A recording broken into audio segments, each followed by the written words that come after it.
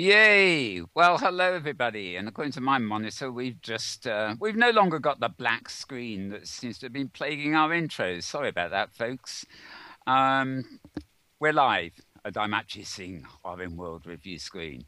Welcome once again to our Inworld show, the Inworld Review, Past and Metaverse Week in Review, and it's June the 9th of the year 2013. Doesn't time fly? Doesn't time fly? It's certainly flying for Second Life. We're a 1 week away from the 10th birthday celebrations in Second Life. Only one of the many metaverse platforms out there, but some would say the original in the current state of the art, so to speak. We're not counting early chat room virtual worlds and things like that. It has all been very busy. We are joined, thankfully, again this week by Saffia. We'll be speaking to her shortly and getting an update. She has been very busy recently on none other than this very thing, plus the Omen Garden show and just about everything else. As you probably saw in the intro clips, a little 30-second burst of our own build, which is at the Second Life community celebrations. There's also a build there for the Black and Mirror. We'll be hearing a bit more about that. And interestingly, Chantal and co have a build there for Bobbikins too, which looks like a sort of interesting game you can play on their little parcel. Happy Hunting have a build, Metaverse TV have a build, Designing Worlds have a build. In fact, all of us little cliquey broadcasters have got builds there one way or another, I suspect. So it's all very time consuming. And if you were watching the show last week, we did, of course, have Dragster on for a somewhat extended 20 minutes, more like 2.5 hours, in fact.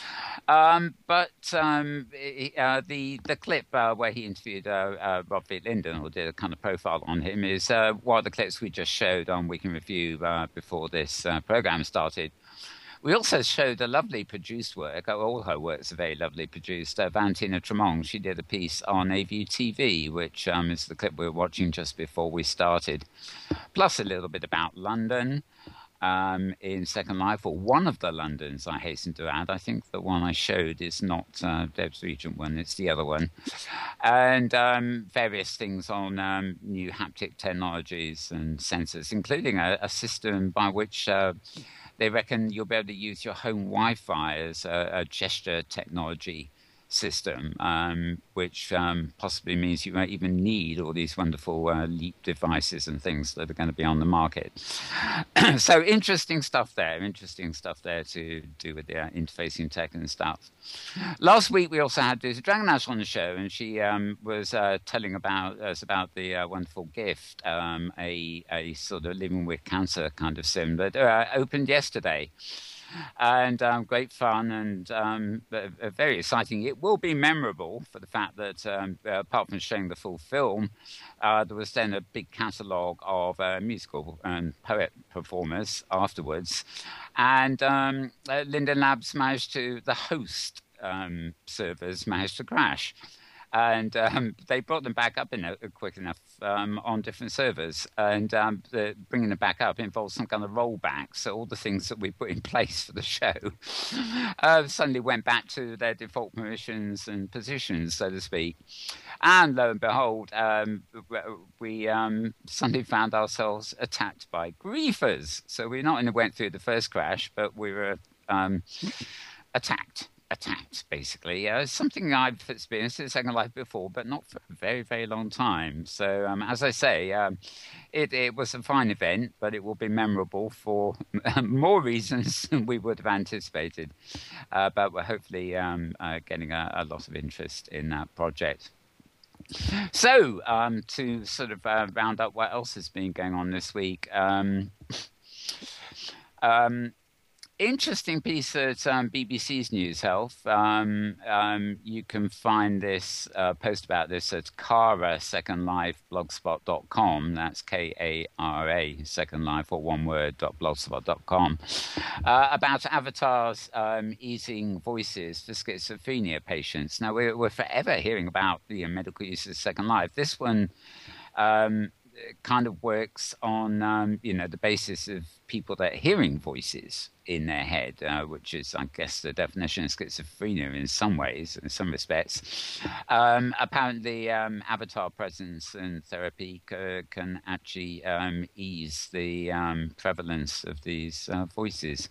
Anyway, medical stuff to follow up, proving yet again that virtual worlds are more than animated cartoons, or even animated cartoons with us humans present in them. Plenty of blogs on virtual teaching, gaining ground and stuff like that. Educators using it both Second Life, but also open simulators for their various methods of teaching. There was even a blog at Hypergrid Business on 5 ways to gamify your virtual classroom and what kids can learn in virtual worlds.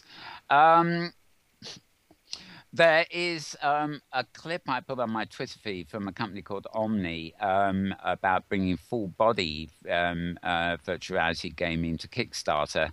I do have a clip of this that I had to record separately, so it wasn't available to upload for this week's show. But it's quite interesting. It's those of you who've been to, if you can imagine one of those sort of running machines you get on to exercise your feet on the spot. Somebody's developed this kind of some piece of kit. It's a sort of circular thing that you just sort of stand on, and your body is enclosed. You hold onto a handle in it, and it sort of allows you, let's say you were wearing an Oculus Rift or something like that. It allows you, and its drivers allow you to literally move around in a virtual space because this device literally becomes an interactive floor.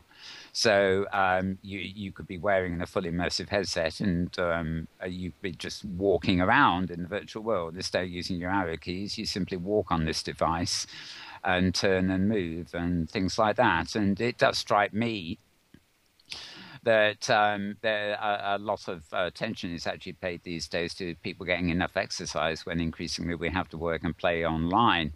And the idea that you could actually be standing up and exercising while you're moving around in a virtual world actually sounds like a rather good idea. You know, what better way than to find a nice built landscape sort of environment and run around and enjoy it as if you were doing so in real life and give your legs some exercise at the same time. So I will be showing on the future show the clip from Omni about that.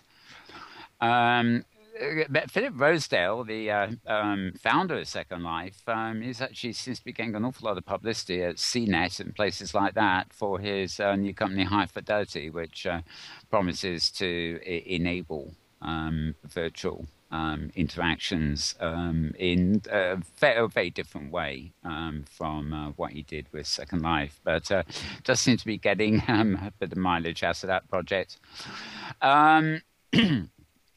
We also popped into OpenSim earlier in the week to, I think it was opensimulator.org we ended up at on the hypergrid, and it was a sort of stress test over 4 sims on one grid to basically check the number of avatars, including bots that could be fielded in the space. And I forget exactly, my estimate is there are about 80 avatars or at least bot avatars present for the stress. I haven't heard any results about it, but it was all great fun, even if a little bit boring looking at grey patches of land, etc., etc.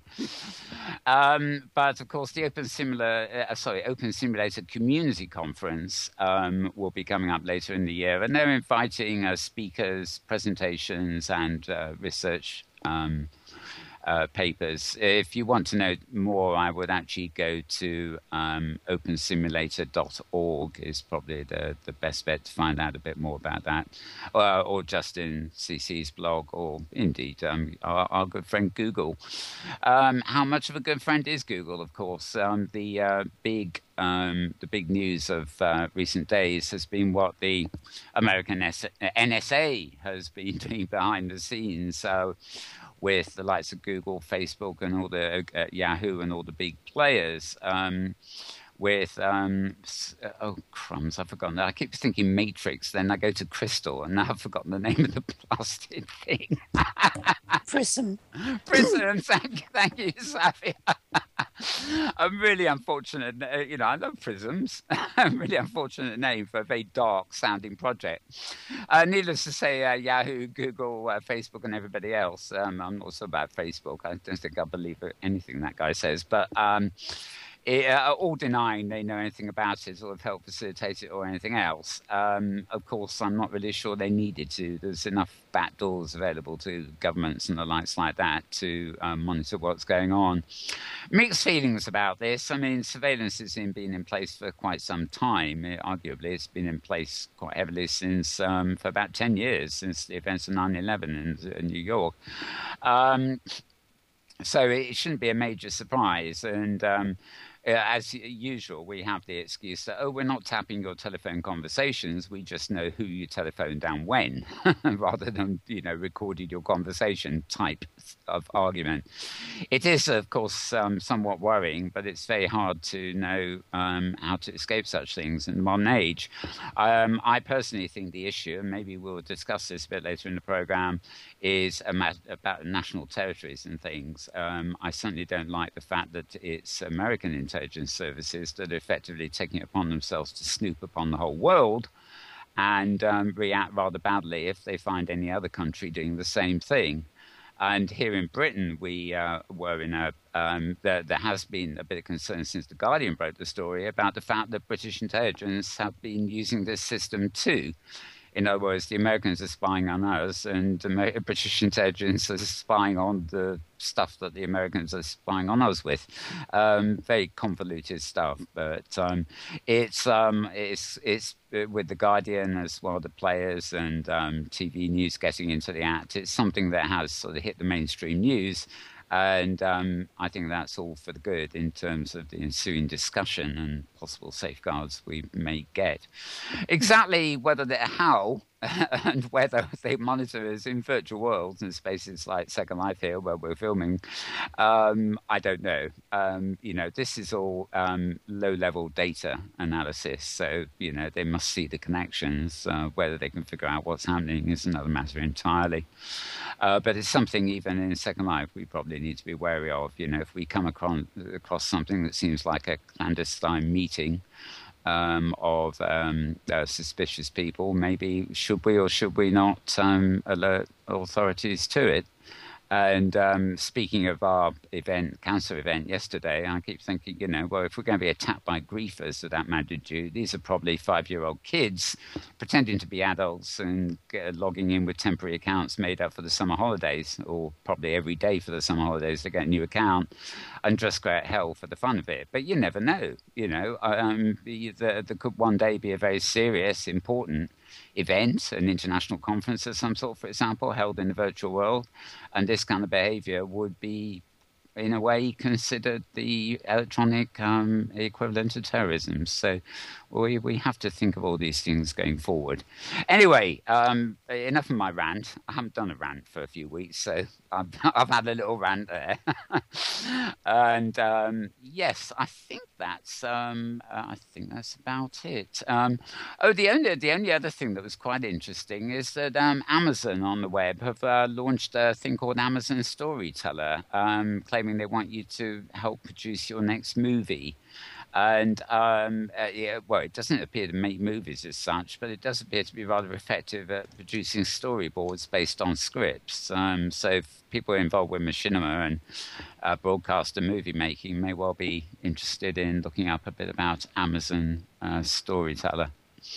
And then moving to the top of my list here, we're back to 10 years of Second Life. 10 years of Second Life. And indeed, it is 10 years of Second Life. We will be talking about this in a few minutes' time. But first of all, I'm going to hand the voiceover, as it were, to my partner, Tara Yates, for her roundup of all things pertinent this week, too. So over to you, Tara. Oh, thank you, Mel. Welcome and greetings, everyone, wherever you are and whatever time it happens to be. In the RLSM, I'm in the U.S. Pacific Northwest, where I hang out in a very wooded situation. And I am enjoying at the moment a view of a hummingbird hitting my hummingbird feeder and a squirrel who's decided that suet is fun to eat, which if I weren't on microphone at the moment, I'd be out there chasing him off. Anyhow, you know, the notion of something to stand on, to move around while wearing something like Oculus Rift goggles. I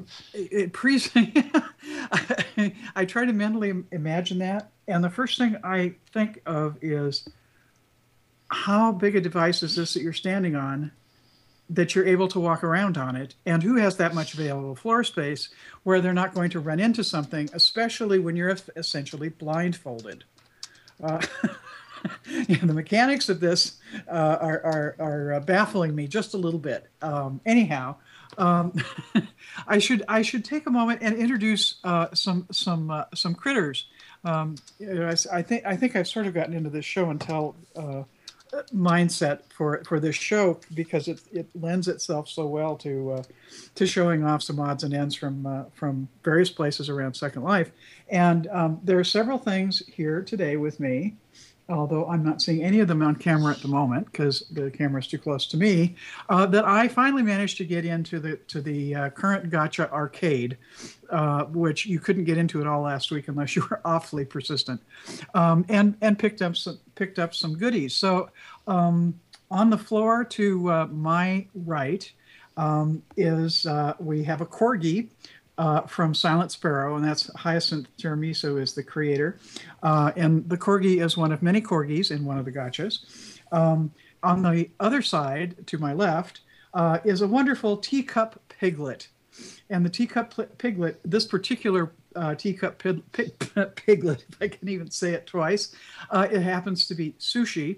And whenever the camera swings around to it, you'll notice that the piglet has some items of sushi on his little plate and has a little headband on, sort of like a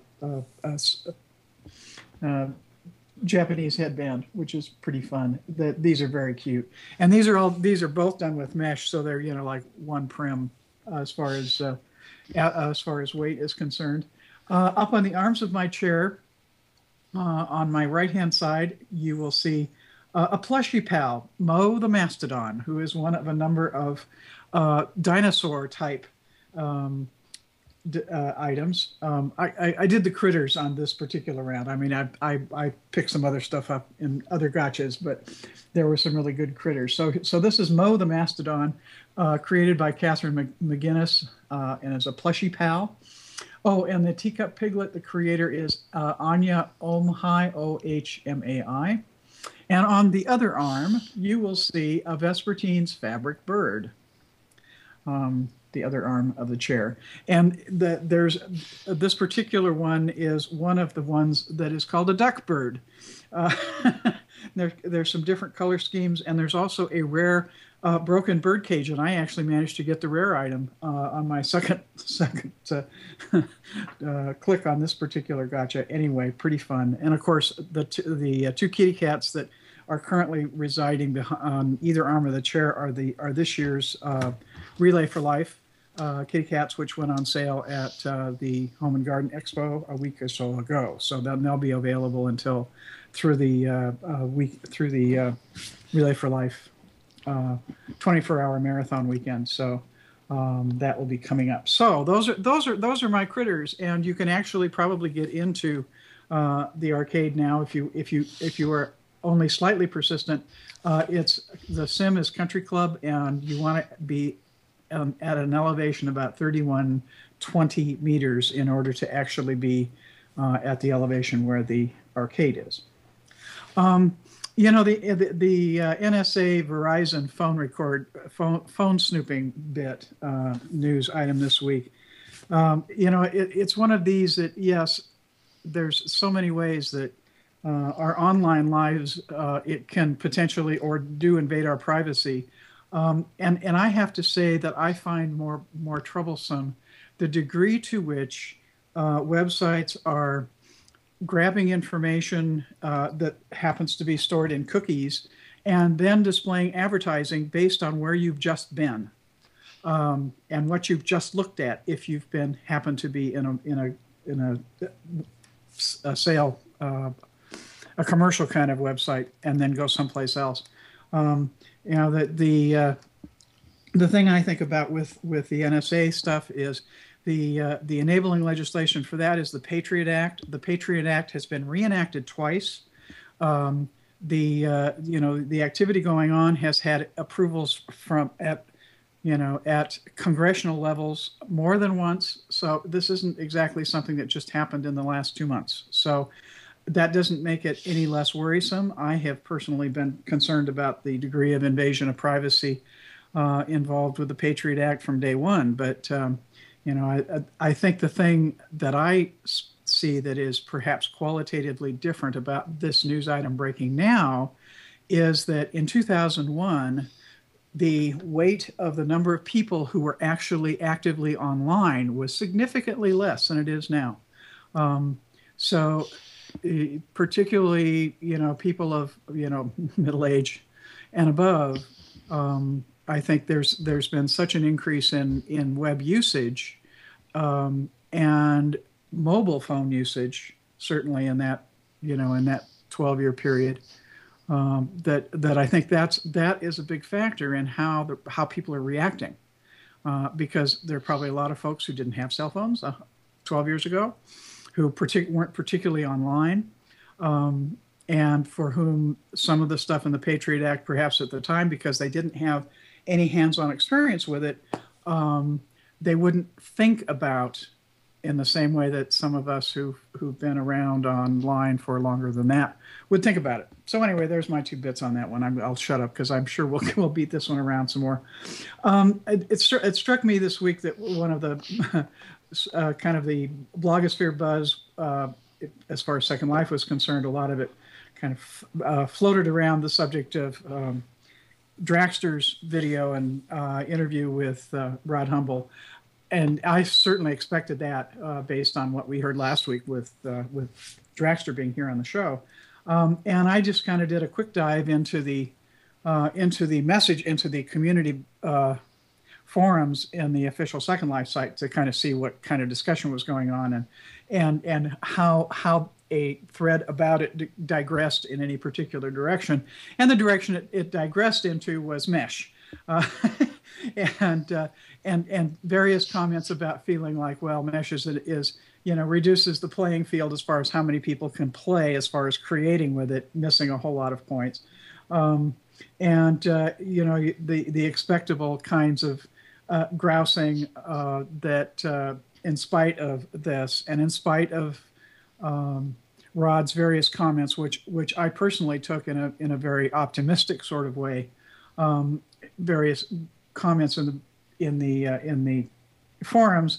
One was saying basically Rod has closed the doors to anyone except those he knows talk nice, and that was in reference to his not being active in Twitter and various places, and also complaints about the degree to which Lindens are not visible online, and somebody commenting about not seeing them in World. Sure, they may be around on alts, but what good does that do us if we don't know? Well, that I find that kind of an amusing comment to read, because it presumes that those working for Linden Lab have nothing else to do with their time but hang out in World as Lindens, where they can then be inundated with all kinds of comments and IMs and the kinds of things that happen, which then prevents them from doing any real work. Yes, I think there is some argument for the relative visibility in World of Lindens, but I think some people have really missed the point about really comprehending the value of Lindens being in World in alts, where nobody knows they're a Linden. They're going to get a much more real impression and a real sense of what's happening in World in an alt, where people aren't talking to them because they know they're a Linden. Anyhow, it's been interesting discussion to see that going on. Let's see, Mal mentioned already the Open Sim Community Conference. The deadline for people who want to do speeches or presentations or research papers is July 1st.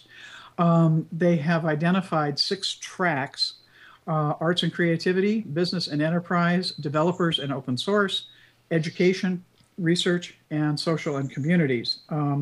So that those are the areas around which the various presentations will be organized, so people can focus where their interests are.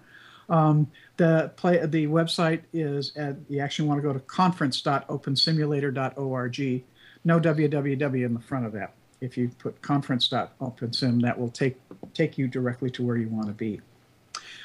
We've certainly talked a fair amount over the last few weeks about the Oculus Rift, and there was an interesting item in Hamlet's blog about architect John Bouchard, who is using an Oculus Rift to show off 3D models of his designs to clients, and is very excited about the options and the impact. Noting, I think, a really interesting thing, and that is that with the Oculus Rift, you really get a sense of what a building feels like inside of it if you're in a 3D model. And he says way better than even walking into one in a flat screen in some place like Second Life. And anyone who's been around the architectural world in Second Life is aware that there have been various comments made about the fact that the default camera angle plays havoc with actually being able to build stuff to scale as it scales in the real world. You have to build stuff taller in order for it to work, and so it kind of skews everything. But anyway, Bouchard. I wonder, somebody help me on how his last name is pronounced. Anyway, Bouchard, I think. Bouchard. Okay. Well, anyway, I was pretty close. We know what we're talking about. This is definitely an interesting note on his part, is that the Oculus Rift has some serious benefits for architectural renderings and immersiveness, and getting a real sense of what a building feels like inside, as distinct from the distortions that happen even using virtual worlds. Let's see. A positive note here. There are now 29 exchanges where you can that have been approved by Linden Lab for buying Linden dollars.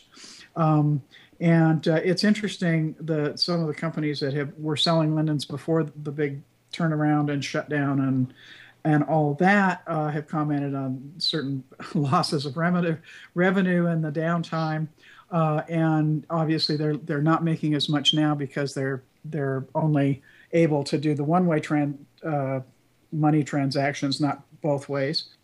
But what's also happening is it's forcing them to do some expansion into new markets. So I think that's kind of an interesting element of this.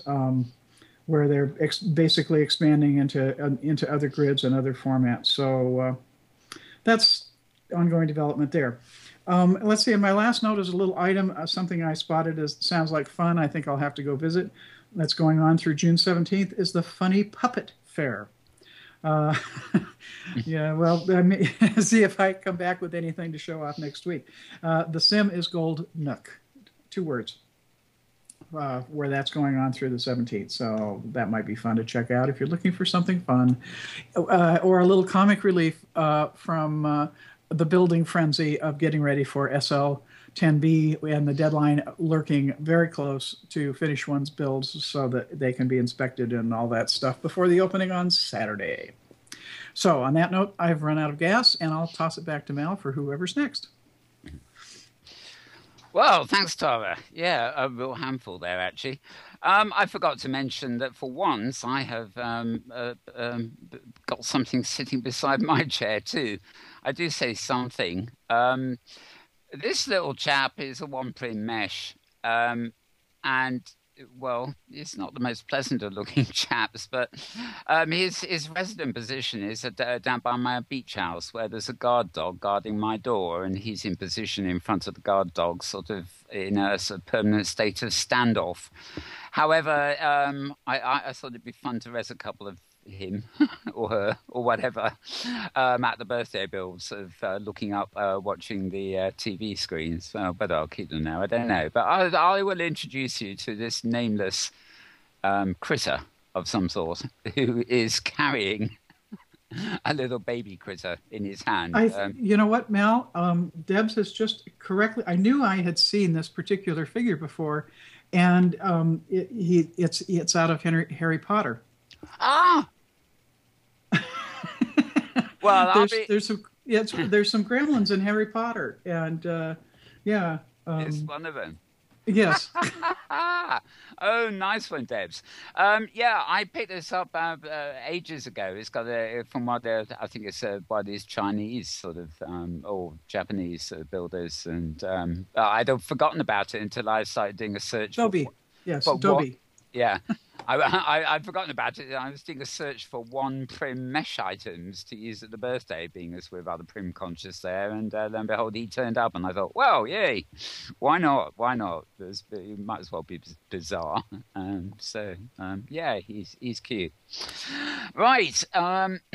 Yeah, the puppet fair or whatever it is, that crossed my radar. I wasn't sure about that. I would add that of the hunts this week, the only one I can see immediately on my list here is the cookie jar hunt, which began this week.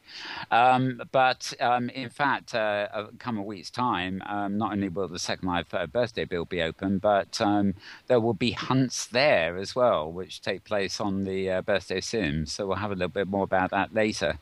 I should warn you folks, I normally hand over first to Saffia here, but as I said, she's very busy with SL10B and has had to hop off for a while. I'm sure she will be back shortly. So I'd like to introduce our other two guests today. First of all, sitting next to me is welcome back for Zander Greene. Hi, Zander. Hello, good to see you, Mel.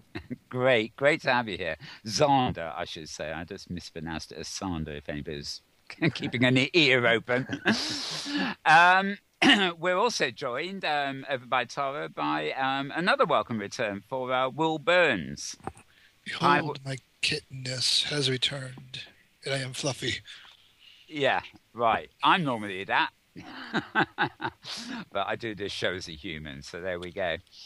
Let's start with you, Zander, actually. I don't know whether you had any thoughts on the NSA business and all that. I sensed from my little rant earlier around Tara's that this might be something of a topic during the show. But I think I will start with, while we're waiting for Saffia especially, you are working, are you not, on the Builder SLB for the Darkened Mirror, amongst other things. I saw you there the other day, and that's shaping up rather well. Anything to tell us about that, maybe? Well, we Blackened Mirror actually premiered as a concept publicly at SL9B about this time last year, and so we're back to, in a way, where we started with the series, and feels very much like the right place to be sharing beginning to share with people who have been following the show, and hopefully with some new folks as well. To share the idea, the story of the Blackened Mirror, and why we're also incredibly excited to be going into now a second season. And it's great fun to be able to share with the people who are going to be coming to the birthday celebration a little bit. If you have followed the show, there's some teasers and some clues and hints as to where things might be going in a second season. And it's just great fun to be there, and we're all continue to just be enthralled with what's possible by utilizing virtual platforming as a place to come together and collaborate and create original creative content and programming. Well, it's interesting, actually. Just Black and Mirror is principally about storytelling and also a bit of hunting thrown in, I think. But actually, right diagonally across from you, I was actually rather surprised to see that Chantal Harvey's got a build, which of course is a very different concept of storytelling, the Bobbikins thing, which we feel. Well, we actually have some clips of them later today, but. Again, that's more directed at ebooks and things. So I think for anybody visiting that sort of area, shall we say, of the birthday build, they're going to come across some rather interesting things to do. Let's put it that way. Now, also, amongst the other things I've got of events happening, I think it is this week. I have a note here about Back to the 50s Fair, which I guess you will know about because this is another RFL fundraiser. Yes, another Relay for Life event, and throughout the course of the season starts in March, and of course it continues all the way through the middle of July, culminating in a 50 sim event Relay weekend on July 13th and 14th. But throughout the course of the whole season, we produce a series of events that are called the TRU events, the Teams Are Us. And this is where the committee secures a sim and opens that up for any RFL team, of which there are 200, in fact, this year. And this is especially really great for new teams who maybe this is their first season fundraising for Relay. And, they're bringing a passion for Second Life and for Relay. But maybe this is the first time they've, tried to do event production in World. And, that can be a pretty difficult thing to jump into. And so the Teams R Us events are designed to give new teams, they don't have to worry about going out and finding a sim or a venue for an event. We break it up into parcels, and every team who would like to can get one of those parcels. And then they can come in and fundraise together as a community and be inspired by what one another is doing. We do one of those pretty much every month throughout the entire 5 months of the Relay for Life of Second Life season. And the final one coming up just a few more weekends here in June will be the Back to the 50s weekend. So lots of fun with sock hops and greasy hairdos and T-shirts, white T-shirts and jeans. And it's a lot of fun to see. And it's one of the things that I think a virtual relay it really has as a unique feature compared to relays in the physical world is that we can produce these large events that have, really strong themes. And, in essence, it's really the only overhead to making these fundraisers happen is just everyone's investment of their time. So it's certainly something that it's a very cost-effective way for us to relay, not just from a fundraising point of view, but in terms of just the creativity that it inspires in people, the range of events, and the fact that you can do so many extraordinarily different things here in Second Life. It just is a great platform for relaying in. The 50s are a wee bit too far back for my conscious memory, really. But I've never actually successfully found a realistic avatar in Second Life for James Dean, and I've always kind of fancied having a James Dean avatar. So who knows? Maybe I'll find one in time to attend with.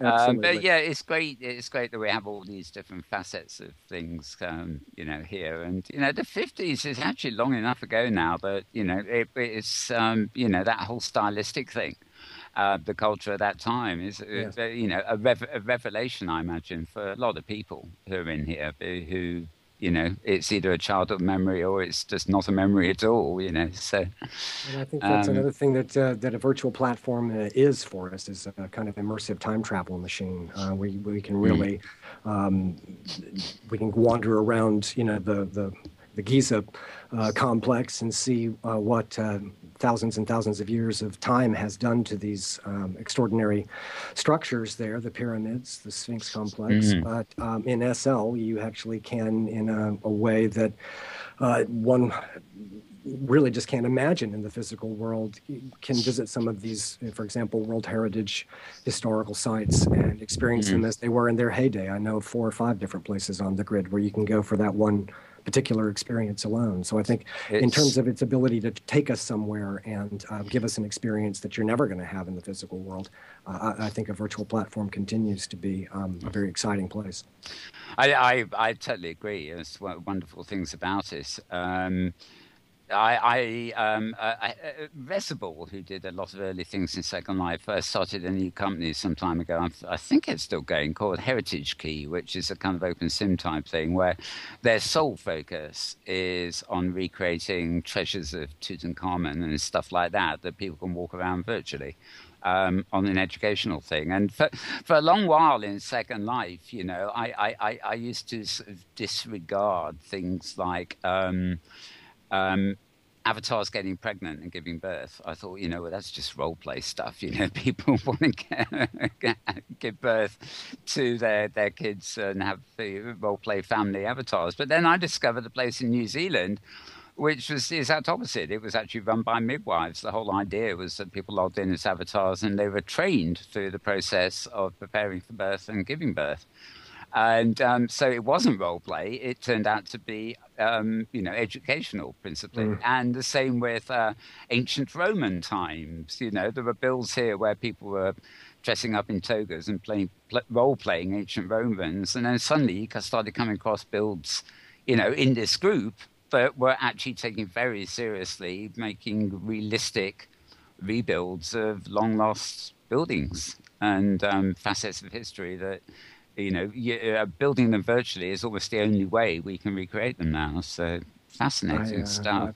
I collaborated not too many years back with another builder to create an accurate recreation of the Parthenon, and it was really just very fascinating as you were doing that. Of course, you're not worrying about creating 100% accurate all of the engineering, in other words, that's required, say in that vaulted ceiling area, you wouldn't have to have all of that because it wouldn't be visible from the navigable parts of the environment, but you still had to have a sense of what that would be. And I think it's a real interesting thing to get to crawl around all over the inside of of something like the Parthenon and say, well, gosh, there's, we noticed, for example, in what would have been not practically usable space, but how much volume there would have been up in those upper parts of that structure, for example. And you just kind of immediately start, your mind starts wandering about, well, if they'd had all this space, wouldn't they have used it for something? And then, of course, the speculations as to what that could have been. The structure on the back of that building was supposedly where the gold was kept, but then everybody knew that that's where the gold was kept. So you wonder if, in fact, anybody would have kept any gold there at all. But what you learn by poring over a structure like that in a very intimate way is very revealing and very inspiring. Right. Okay, well, we'll come back to you in a little bit because I'm anxious to know about all the other stuff going on for Relay for Life, which gets the climax of which gets nearer and nearer. I'm curious. This is an off chance, really. We had Deuce and Dragon Ash on last week talking about a build that opened yesterday. I think I actually sent you a note about it. Yes. Have you actually managed to see that at all? I have, and I just think this is another great thing that we're able to do here in the virtual world is to share media and stories that are of the physical world. And Relay is something, obviously, here in SL that moves back and forth between those two platforms. It's being undertaken here, but very much with the intention of creating a better physical world for us all to live in, a world without cancer. So that was a very inspiring film, and that's something that we often forget, I think, in the rush to find a cure, is that there are programs that are being offered, and a lot of them were discussed in the context of that film, that are all about improving the lives of people who are presently fighting cancer. And every one of those survivors out there, who is relaying is doing so because it empowers them, and films like this, stories like this, and efforts like Relay, whether it's in the physical world or in the virtual world, I think are all about empowering us to fight back against something that's so microscopic, so small. It's kind of hard to get your head around what it is. Even my dad died from cancer, and late in the process of his fight against it, which he ultimately succumbed to, I asked the doctor, we were meeting with the oncologist, and I said, can I ask a really stupid question? Well, I said, what the hell is cancer? I don't even understand what it is. And, just taking it back to that, that kind of level and just trying to get your head around what it is, that's empowering. Knowledge is empowering, and so is action. And I think a virtual platform gives us the ability to put both of those things into people's hands. Great. Okay, well, before crossing to you, Will, Tara, I'll just bring you back in because you, of course, have now seen the film, which we discussed last week. Did you have any particular thoughts on it? Oh, well, I thought it was very moving and very gutsy. I guess the thing that it really brings home is a couple of points that I thought were really, really important. One is that some people who have cancer, it really isn't curable in the sense of being put into remission. And so the questions and the issues for people who are in that particular situation, I think, are very different than those who have a good shot of treatment and being able to actually beat it. And the other thing I think that was very important in what she had to say is the fact that anyone who is dealing with cancer needs to make their own decisions, and that can include the possibility of the decision to not be treated, and to focus instead on quality of life, and how they choose to live with cancer for however much longer they have. But it was, I think, her process, her journey with cancer, as she's described it, really opens up some territory that I think a lot of people have a real tough time talking about, and acknowledging even. And I think she's it's a video, I think, that can be tremendously valuable to a wide range of people who are either themselves dealing with cancer right now, and people who have loved ones with cancer. And because I think the movie is about a woman who's a psychologist, and has lung cancer, and it's one of these situations where there's a familial trait involved, and but her psychology background and gives her, I think, some very unique insights on ways of being with people with cancer, that I think are vitally important for someone who is coping with someone else, a loved one who is dying of cancer or who is going through treatment and may die of cancer, because those qualities, I think, are being able to be with someone without trying to fix things, without trying to to give them the space that person wants and the kind of space that person wants, to be able to recognize that it's okay to ask someone with cancer, how can I help? What is helpful? Yeah. Some of those kinds of things. So it's definitely I'd heartily recommend that folks pay it a visit, even though it's a very tough topic. Yeah, I think so. I've been monitoring the chat in the background here, and I'm sure she won't mind if I say that Deb's Regent, a very good friend of ours, they're discussing it in the channel, and her father apparently died of cancer just a couple of weeks ago. So our commiserations to Deb's. Tough thing to go through, but as we say, the research goes on, and the focus of this build is literally living, emphasis on living with cancer. Anyhow, we'll come back to this in a bit later, I'm sure. Meanwhile, although Saffia had to disappear, I'm pleased to say she's back again. So welcome back to the show, Saffia. Hello, Mel. I'm glad to have been able to make it back. This is the problem at the moment. I keep getting urgent calls away. Yes, I'm really not surprised. I mean, you have your hands, as usual, in so many things. And the birthday events is just huge. It's almost indescribable. I mean, the back channels in chat in Second Life here, they're almost just constantly popping up with conversations and stuff, implying so much is going on. I was chatting with Zander while you were away about the Black Mirror, of course, which is one build there, and we gave a little plug for Chantel, who's there with a Bobbikins build, which seems very interactive too. You can press on things and start bouncing like bobbikins and doing all sorts of fun things.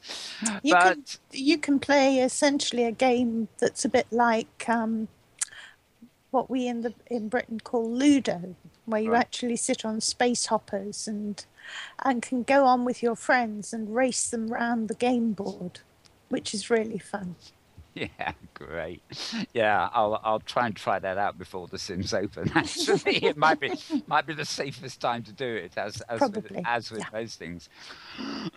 We have, of course, built an Inworld review stage as part of our build, although whether lag permits us to actually do a program there remains to be seen. Now, I don't know where Pet Love's camera is at the moment, but what I love is your hat, because Yes. I have, of course, seen the Designing Worlds build offices, as it were. Prim Perfect. Yeah, oh, yeah, sorry, Prim Perfect. No, I'll get it right. It's your own fault for having too many things going on. I know. Yeah. Completely. Yeah, sorry, the Prim Perfect build. And what is great about that hat is it's an exact replica of the architectural build that's actually sitting on the top of your head there. That's right. Yes. And it's wonderful. I keep going to the Mad Hattery and buying all sorts of crazy top hats and things. I love them. I sort of collect them. But this one, it's architecturally accurate. I guess it's just a shrunk down version. That's right. Of Yes. the build put on the hat. Yes, it's a mesh build. So I don't know how Troy made it, but yes, I think it is an accurate representation. I'm not sure if he shrunk the mesh right the way down to make the hat. But yeah, we've got a gorgeous, gorgeous build that's designed by Troy Vogel, who's one of my favourite architects in Second Life, and has been since issue 1 of Prim Perfect, by the way, where the house we featured in the very first issue of Prim Perfect was his Audacian house, which was very famous back in 2007. And he's been one of my favourite architects ever since. So I asked him if he'd do our build this year at the birthday, and he said yes, and I was absolutely thrilled. He was next to us at Home and Garden Expo as well, and had the most amazing build there. So that was inspiring. And he's now starting to work in mesh, having for a long time been a pure Prim person. And what he can do with mesh is just awesome. Yeah, it's amazing. We were talking about this critter I got down by my feet earlier. But, one pin piece of mesh for a Harry Potter character, really, and it's just so real. It's uncanny. I've been dumping him on our build. A little secret here. I'll give Pet a bit of time to res it before she puts the camera back to me. But when I saw your hat yesterday, I immediately thought of the water tower, which is this giant, dare I say, phallic thing that sticks up right above our build and has our spinning globe on top. And I suddenly thought, well, I'll miniaturize it and see if I can make a hat out of it. And I'm kind of wearing it now. I really don't think it kind of made it. No. I was very worried for a moment that you were actually going to reproduce the shape of that tower, and that would look I think that wouldn't work as headgear. No. I sort of flattened it a bit and put the logo inside, because there's an alpha thing that doesn't make it work outside, and I can't make it opaque because the texture I'm using is somebody else's. But yeah. Anyway, ladies and gentlemen, if you look on my head right now, you will see, and probably for the only time ever, you will see this thing I created. I don't do much creating. Now foray into the world of haute couture. Something like that. I see the camera zooming in now, and I think it is best forgotten. But this was my idea of a little giveaway for the birthday party, with lots of liquid and a rotating logo in the middle. Anyway, I couldn't resist putting it on for what may be the final time. So it's about to be detached, everybody. So if you missed it, tough, as they say. Okay. My hat that seems to be a permanent fixture at the moment, because I'm just so in love with it. Yeah, well, why not? Why not? It absolutely belongs. So I think every builder at the birthday party should give away a top hat with a miniature build on top of it. It's a great idea, really. But tell me more, Saffia. Now, I know in the back chat you were also mentioning something about Happy Hunting. Happy Hunting, of course, have a build right next to you. That's right. I was there when they were all building that. Yes, there's and Treat, of course, is between your build and mine. We've got the actual Treat TV. Racer X is there for snails. Right. He's got a build as well, and you can go. He's at a bit of a distance because I think he's more sporty. We're all in the media set. Yeah, where we are, because SL News is with us as well. Yeah. So we've got some lovely, exciting builds around, and I think it's going to be great fun, especially when talks start in the auditorium too. I think I must be in the hodgepodge quarter of the of Second Life birthday Whereabouts build. are you, Tara? I haven't. I'm in the stupendous build, and I am a long ways from finished. But at least last night I moved the basic structure of my Tree of Second Life over to the birthday build. Oh, fantastic! It's very tall. It's very tall, so that makes it a little easier to find. Come and look at it. I guess you're in the artist quarter. Yes. And of course, Metaverse TV are there too. I can't fail to mention them. Yes, they demanded a water build, so unfortunately they are not in the sort of hub of media where we're all congregated. But and they're I think you'll better find them when they're there. They're also quite tall, should we say? But they're building offline, so the whole thing will be rezzed, as a complete finished thing. I must say, when I was building, I sort of started off with this little fountainy water tower on top, and progressively, I watched what's coming up around me, and people seem to be going higher and higher. So I keep going back to this water tower and making it longer and longer. But there was a lovely. I didn't actually upload it to show as a slideshow on the channel, but there was a lovely picture in the week. I forget who took it. Somebody well known of the Second Life birthday bill skyline, and I'm pleased to say this. That was Whiskey. That was Whiskey Monday, Whiskey, wasn't it? because she was taking photos of the skyline.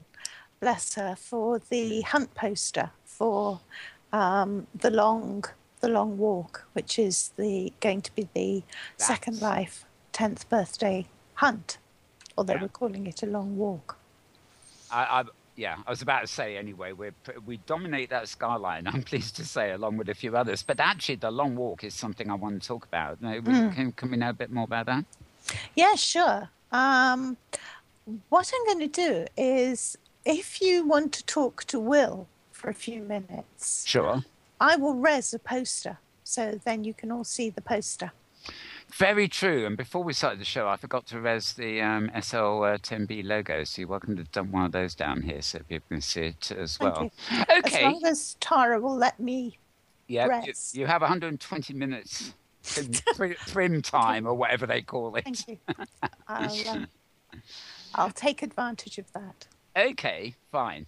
Well, let's open up the conversation a bit more and go back to Will. Hi again, Will. Hey. So a bit of delay getting you into the act here, but that's the way it goes here. Now, sometimes it crashes. What can I say? I promised to get you into the birthday build. Oh, I should, by the way, while we're at it, if Saffia doesn't mention it later, next weekend, where actually in the organic world, I'm very tied up, unfortunately, but if you are a member of the press or would like to be part of the preview to sort of see the builds before they open to the public, next weekend is when you want, and I'm sure later in the show we'll get the information for you to follow up about that. I am going to bring you in as a builder, because I still have a builder spare, Will, and in return you have to create some objects for me. But we'll get to that. We'll create something that's one prim. You only gave me a one prim. Nah, you can have several one prims, or actually. I'm just going to put a cardboard cutout of me and doing the Buddy Jesus pose. Better still, you can res two prims and make them into a convex hull. All right. I'm not sure whether we have to count prims or whether it's land impact, but one way or another, it always helps. So you're not at the birthday build in your own right, but yes, you will no doubt see it when you do a bit with me. What's up with you, generally speaking?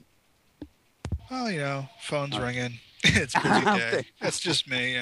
I'm just working on different things. Been working on a little bit of AR stuff here and there on the side, but a lot of meetings in there with SBIRs and stuff.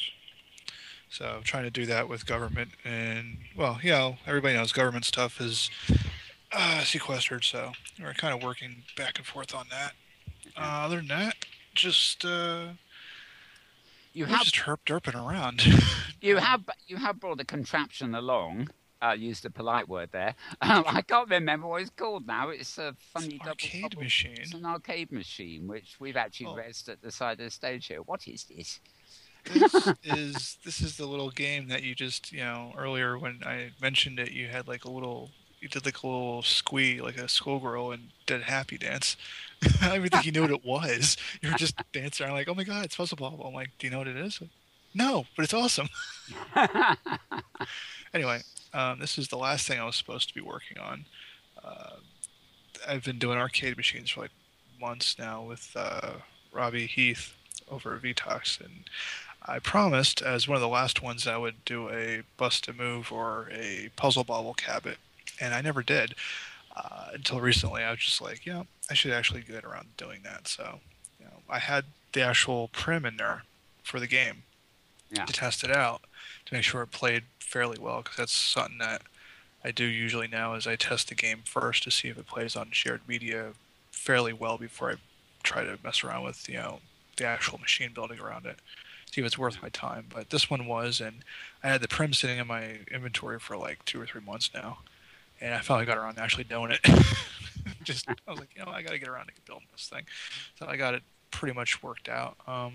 It's not an exact replica like the other ones I have, like Pac-Man and stuff like that, but it's a refurbished Defender cabinet, which is how arcades actually did things, believe it or not. I found this out recently, that they would take old cabinets and like repaint them and throw stickers for different games and reuse them. When I saw it, I mean, it's actually wonderful that like something as modern as Second Life, I'm not going to get an argument about how modern, but we're able to pay homage, Inworld, as it were, to the sort of games and things that we were precursors. And obviously, this is symbolic of like 70s and 80s, really, isn't it? But this one was 90s. This was early 90s. Originally on the Neo Geo system, MVS, which was the Neo Geo MVS system. Actually, the backstory of why I'm doing the arcade cabinets originally was because one of my friends, Jamie Sanders, actually coded the original virtual NES emulator online at virtualnes.com, and he and I have been friends for years, and he got me into the emulation and the hardware and arcade stuff. So all those details I just kind of picked up over the years of talking with him, and I wanted to learn about these different games that I played growing up. So I figured how better to really get in depth on it than to try to recreate them in SL, like actually do a full replica of them and follow the schematics and do as best as I can to come as close as possible to learning all the terminology and stuff. So when you just raised the issue of recycled cabinets just now, I suddenly thought that my first instinct when I see that or anything similar to that is not the arcade machine, it's the jukebox.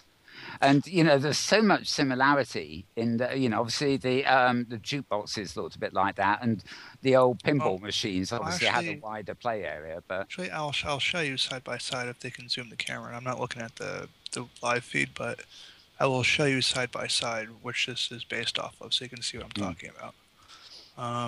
Here you go. Put it side by side. And they're really low prim too. They came out to be 8 prim each, except for a couple which are as much as 13. But it's actually a full Defender cabinet. Oh, right. And that's my showroom cabinet my personal one that I was playing with to get, actually a showroom version of it, which was the red trim, refurbished and all that other stuff. And I finally got that one playable. But you can see the outside cabinet is the same. And arcades actually did that, and I didn't realize it. And I started thinking about it, and I realized that when you're walking through arcades, a lot of those games, of course, you had your Defenders and your Pac-Mans and your big name ones. But as you walk through the arcades, one thing we didn't seem to notice as kids was that they took these cabinets and like stripped them down and just put new graphics on them or something and put a new game in it. Just change out the artwork, and it just looked like a whole new cabinet. And I never. You don't notice it. Yeah, I never really played these games, but I did walk around those, arcades on quite a lot of occasions, and they always were lined up. The shell was always Right, the right, right. same, and it was just, you paused at each one to figure out what the game was and think, oh, I'll have a go at that. Right. And you can Or in do my that. case, I didn't have a go, but Oh, that's a shame too. I mean, because you got you've obviously got your big names like this one here, Miss Pac-Man. This is my personal favorite actually, because there's actually a really great history that I learned from just this game, like between Namco, the community, the actual community that refurbishes these for real. yeah. The company who is in charge of the artwork. The artwork that I'm using is not from that company. This is actually community artwork is actually, is actually better than the official artwork, if you can believe it. Like the community wouldn't buy the artwork from whatever the company was. I think it was 2 Bits or something, and Namco refused to let the community make it, so they just passed it around for free. Ah, Somebody went in and yeah. bought, like, they pitched in money apparently, and they bought not a factory refurbished version of Miss Pac-Man, like totally did a hilt. And what somebody did is they went in and they vectorized all the graphics by hand, painstakingly accurate, and then made it so the refurbishing company, not the companies, but home enthusiasts who are collecting these machines could actually get accurate artwork without devaluing the machine. Yeah.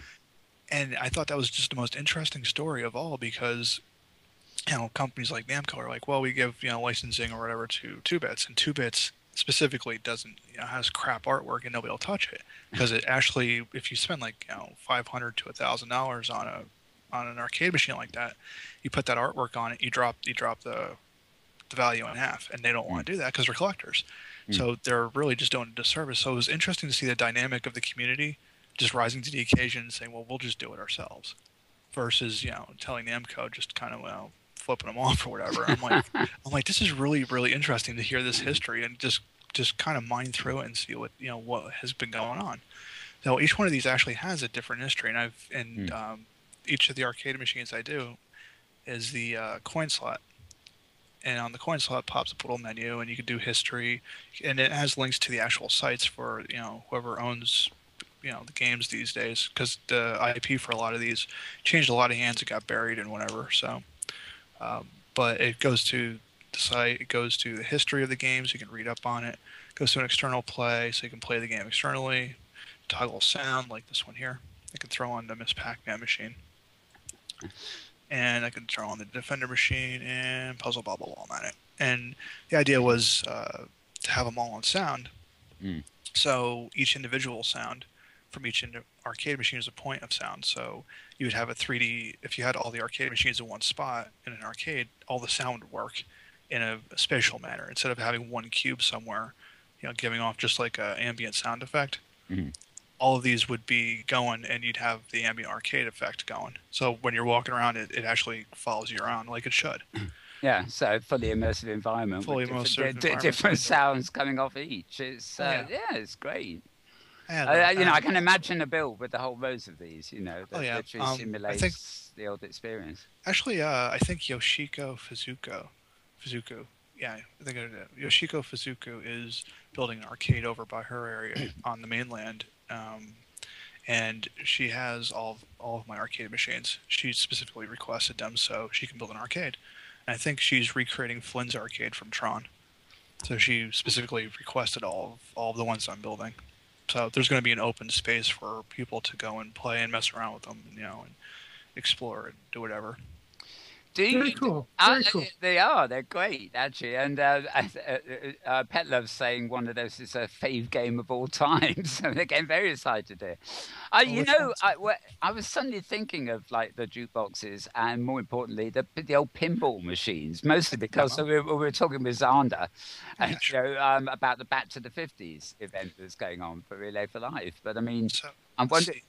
She says demo. She says she wants me to demo it. So okay. So the general idea here is that they all work the same way, and we wanted to keep continuity going between the machines. So the player 1 and player 2 buttons on every machine are the sit functions.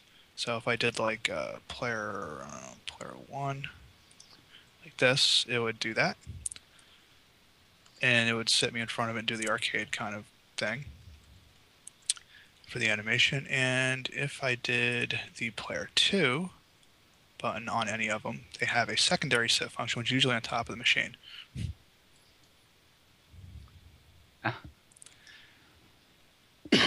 And let's see, if you do just the coin slots themselves, the coin slots themselves have the menu, which gives you instructions and everything. And if you click on the shared media, it plays the game itself. So with these three, of course, there's Miss Pac-Man, there's Defender, and there's Puzzle Bobble on that one. So they are accurate, pretty darn close. We use the actual schematics for Defender, all of them except for a couple. Like, of course, Puzzle Bobble's a Neo Geo machine, which I haven't built yet. So I just wanted to get a refurbished one out for now. But I will actually get to a Neo Geo machine build. And that one's going to be interesting because Neo Geo was MVS and it was multiple video systems. So I actually had to, I'm kind of working with a friend to figure out how I can go about having multiple games on one machine. And that actually came about with this, and I'll show you that.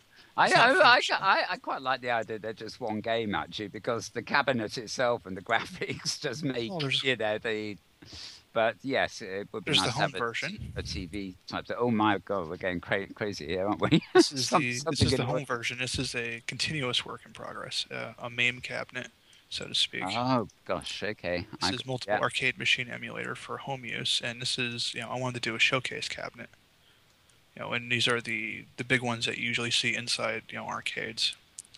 Yeah. But this one's still under wraps because I'm trying to sit down and figure out how I want to do like 5 or 10 games on it, so you can cycle through it by hitting a button. And that has a distinctly more modern feel, hasn't it? It's like a this is like television set with a keyboard, really.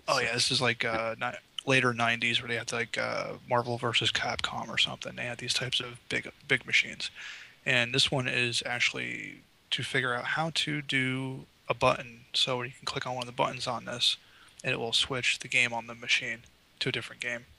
So we haven't gotten that far yet. This is my personal work in progress. I'm just wondering because I as I said, how practical would it be to do something like an old one of those old tilt pinball machines way? I have not. I have taken a crack at a couple of them. Physics in here isn't really good enough. It's not the best to do that with, so that would be off the table. The only way I can think of is if to do the top of the pinball machine as a shared media surface designed specifically for that shape. Then you could probably do it. Yeah, that would be fun. Using Flash or something. I think that's what these games use too. They use Flash. Although I did hint at earlier that my friend Jamie is working on a JavaScript version of the emulators, so Nintendo, all the Nintendo games and stuff might be able to be playable in here. And he was asking, we were talking yesterday about, what kind of WebKit this uses in here and JavaScript engine and everything. So he's kind of getting his head wrapped around to see if it's even possible. Because it's been actually something that me and him have wanted to do since as far back as before SL existed. We wanted to do it back in Active Worlds, and it wasn't possible. So this has been kicking around for many years. Just like hey, we'd like to do the emulator.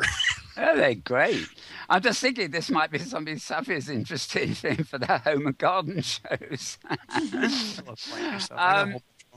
While we know we have Saffia, let me just turn back over there. Saffia's now resed a sign about the long walk with David Abbott. That's right. And yes. I see that actually the very picture I was thinking of is... I told you. is centre focus there, along with our my build sticking up there in the middle. Yeah, I must admit, without the gushing water, it does lose some of the impact it has. Yeah, the water's a big. It just looks like a miscellaneous erection there. Really, I mean, it's but with the water, it's got it takes on a different meaning, shall we say? It's lovely. So back to the long walk. What we've got you, I keep worrying it goes zoom off again in a second. So I'd like to know more about the long walk. This is a sort of hunt, isn't it, really? It is. It is a sort of hunt. David Abbott, last year at SL9B, as you may remember, did the most fantastic hunt in the desert because Katie Sayakumi had built an amazing Egyptian stage last year, which was more than just a stage. It was an entire kind of mini Egyptian archaeology experience, of which the stage was but one part. And David built a week-long hunt around it, and each day he posted a new journal entry, and you could find a new gift. You could hunt in the desert and find a new gift. Well, this year we're doing something slightly different. We've had more time to plan, and what David suggested he would do, and it's a brilliant idea, he's going to do something that's rather like a Michael Palin TV program. Around the world in 80 days, traveling from north to south, from the North Pole to South Pole. What David is doing is traveling around the 20 sims, the showgrounds, if you like, of SL10B community celebration. And what he's doing is stopping at various places. He will meet people. He will mention places that he visits. And each day along the way, there will be a couple of special places where there will be gifts hidden. So if you walk in his footsteps, you'll get clues and you will be able to find X's. X will mark the spot where you can find gifts. And so the whole point of it is actually to enjoy the experience and the exploration with special gifts thrown in. And this poster captures two key elements, one of which is the extraordinary skyline of SL10B community celebrations, and the other element is something that's already become famous, with builders taking photographs and posting them excitedly on Flickr, which is at the bottom of the picture. You will see the elephants.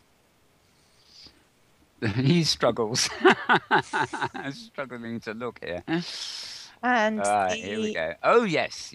And they come from the Astra stage, sometimes known, well, I'm not even going to tell you what it's known as. Go and find out on Flickr.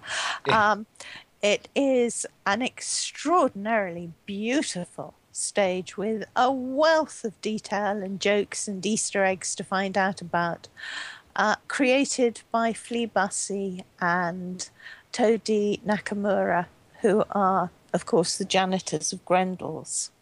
It's a very traditional Second Life place. It's wonderful, wonderful place where you can get the most amazing avatars and incredibly cheaply. And lots of games and things. They've always been into games and things. They did a wonderful hunt some time ago, actually. I think I collected loads of strange avatars from them. It was a it was a load of pipes and tunnels, and I'm sure you went along there. It was quite an adventure. Yeah. Yes, they do amazing things, and their stage is just incredible. But it's only one of.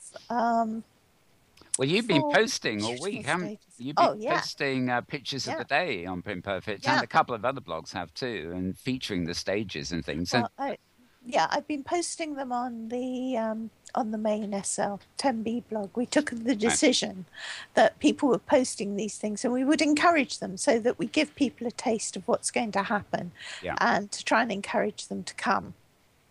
I don't think they'll need much encouraging because it's just.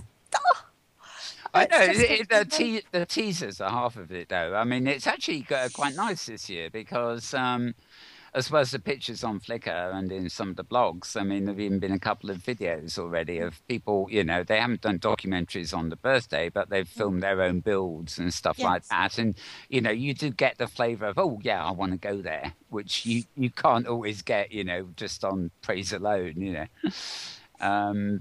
You know, and it's, well, I certainly think it's shaping up into something everybody wants to get to. I mean, it's going to take a long time for people to, you know, do this. We all know what it's like when it gets busy, you know, people wandering around and taking in all 20 sims and trying to follow David in order, for example. But I think that's right. A really worthy exercise. What's going to happen is he's going to do a couple of sims each day. So there will be like 2 sims per day coming out as the birthday unfolds. So it will start on the 16th and go through to the 23rd. But if you want, you can actually do the whole thing. Everything that's put out will be left up. So you could do it the following week when things are quieter, when the events have finished and it's really just open for people to explore the builds, because this year, unlike last year, we have got that second week, which gives people a chance to look around, and that will be an excellent time to do the hunt if you're finding it too crowded and too laggy on week one. Oh, an excellent idea. I think people are really going to enjoy it all as well. So I think it's going to be incredible. I will also say that if you want to get around and you're finding a problem with lag, do look for the little podcasts. The little podcasts seem to thrive. They eat lag, and you can just sit there. I don't know if you guys have done this yet, but if you wear the HUD and go outside and tell the pod what kind of build you are, it will actually put that text into its memory so that as the pod goes through, you will be one of the places it describes. It's a very good thing. I got that from the book a couple of times. So I guess I just have to res that by the pod track and put the information in. Right. Yeah. Well, I saw something go by about the pod tour and positioning appropriately for the pod tour. Yeah. And I said, oh, well, I've got too much building going on right now to pay any attention to that, but I'd kind of made a mental note. And I have seen the pod come by my patch on a couple of sides, so I know it is making the rounds in immediate proximity. I do remember last year there was something, you know, when the pod passed the build, something popped up into chat and, you know, said welcome to Meta World or whatever. Now, just the other thing I would say is there's going to be some fantastic music to listen to and events and DJs and things, and I do believe that I am sitting not a million miles away from someone who's actually going to be presenting on the cake stage. Now who could that possibly be? It's not Slim Warrior. I know she loves cake. She'll be in for that. Zander presenting on the cake stage. What are you going to be doing? Yeah, we're going to have good fun on Thursday, June the 20th, starting at noon, Second Life. And for 2 hours, David Abbott of the aforementioned Long Walk and I will be having some fun, playing some music, a little bit of irreverent comedy, and some great tunes, and, of course, all to celebrate 10 years of this astonishing virtual world we all get to share. That sounds like fun. Remind me not to miss it. At the moment, I haven't booked to do anything myself this year, so I don't know whether I'll be on any panels or anything. But we will see as time goes by. Now, I did mention actually next weekend is a rather furious weekend for me organically, so to speak. But I did mention earlier. I think I don't know if you're listening, Saffia. You weren't here, so anybody out there who is press and media who will be able to get access for 2 days beforehand, won't they? Next weekend will be a sort of press weekend or press days. That's right. They should contact Gemma Cleanslate, who will add them to the press group that will actually be given access for 2 days and will also get a chance to tour around. But actually, the easiest way of doing this is, and now I'm scrolling frantically through the blog to get the right title, we actually put out a press release about this a while ago. Right, calling all press people, get your press pass for the SL10B community celebration. If you look on the blog and find that post, calling all press people, get your press pass for the SL10B community celebration, you will find there's a link to a form you can fill in. It's a very simple form.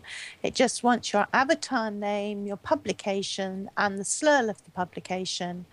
And then we will give you a press pass. You can come on the special press tours and you can get the press pack of goodies. And you'll also get a chance to have a guided tour around with people talking to you about some of the main stages and what they're like and what to do and all that sort of thing. Last year, the press tours were actually very popular with people. We had quite a few people who they had access, but you know, to find out some more about the background and find out the true stories. And maybe not the true stories, I don't know, but find out the stories anyway. They did the press tour. So that's a really good thing if you are a member of the press to make sure you get into. So if you're a magazine, or if you're a blogger or a radio station or indeed a TV station, this is your wake-up call. Get into it, get some advance sightings and write it all up and get everybody excited. We love it when things go viral. And there's one other thing I should mention. If you're listening to Second Life Radio, you may actually be hearing some radio promos, which is the first year we've done this. And thanks to Zander and a crowd of friends, there are some radio promos, which are really great fun. It's nice if you can catch them. Right. I've just got a mental block there. I thought you were going to carry on. Right, there was something else on my mind, and it's completely gone. So we'll get. Let's. The brain fart of ages has just approached. Yeah, something like that. I wanted to. Oh yes, I have to announce this actually.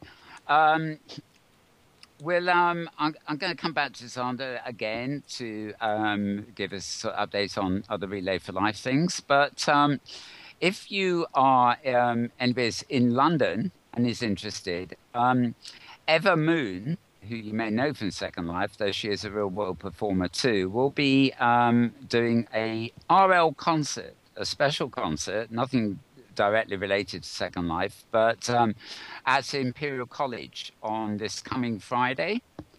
And it is all in aid of Macmillan, which of course is a cancer-raising thing. So if you like ever in Second Life or are just interested generally, I suspect there will be a few metaversal type peoples there. I'm hoping to get there as well. It's on Friday this week at Imperial College London. I don't have the other details handy, but if any of you want to IM me for the information, I think I did post it in events on Facebook, if that's any help, but I thought I'd mention that because it is in the same good cause we are, of course, discussing generally. Zander, Relay for Life. What we've covered the 50s fair. We're reaching the climax of the season now. In fact, by the time the birthday celebrations for Second Life are over, I mean, what I always get knocked for, I always get told off for going at telethon weekend because, of course, we do a telethon. But you know what I mean. It's that big marathon weekend, right? Which we happen to televise. Hence, I get my wires crossed. that will be imminent, because that will be imminent, as will Virtual World Best Practices in Education the weekend after, which we will be hearing more about, not today, but on a future program. They too have put out some updates this week. But I'd like to just focus on the roster of events, as it were, leading up to that weekend, starting with the 50s Fair, obviously, and anything else that's happening. Lots going on, and it's astonishing to me. This year, we've got almost 3,500 Second Life residents who have joined or formed some 200 unique teams and groups for specific events. That group has, of 3,500 Second Life residents, those 200 teams have been cranking out events and fundraising and just incredible range of stuff going on since early March, and have, as a community, come together to, so far, raise over almost 68 million linden, and that is about 272,000 US dollars. And of course, we've still got a couple more weeks to go, as you say, going up to the culminating event, July 13th and 14th Relay Weekend in Second Life. It's a kind of a testament to the way micro fundraising works here in a virtual world, that just since we've sat down here and started the show today, Mel, the total has gone up over 60 US dollars. So here's just a couple of hours, a snapshot here.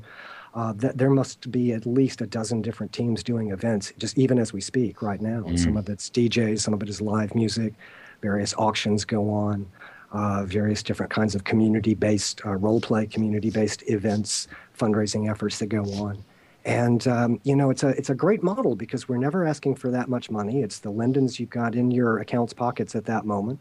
It's the easiest path to giving in all fundraising anywhere in the world. You're at an event, you're having a good time, you just reach out and touch one of those RFL kiosks or one of those RFL vendors, and you make your donation, and you get, if it's a vendor, of course, you're going to get something lovely, often purple, in exchange.